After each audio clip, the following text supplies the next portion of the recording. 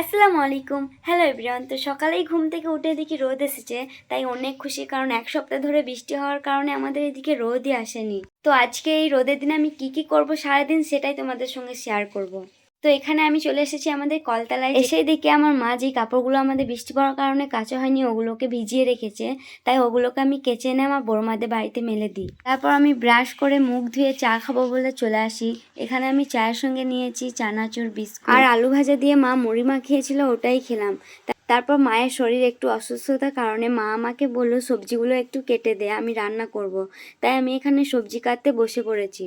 তো আমার যতক্ষণ সবজি কাটা হচ্ছে তোমাদের সঙ্গে একটু আমি কথা বলে নিই। তোমরা কে কোথা থেকে আমার ভিডিও দেখছো একটু কমেন্টে জানিও। আর আমার ভিডিও কেমন হচ্ছে, ভালো নাকি খারাপ, একটু কমেন্টে জানিও প্লিজ। তারপর সবজি কাটা শেষে আমি চলে এসেছিলাম আমার মেশিনে একটু সেলাই করতে।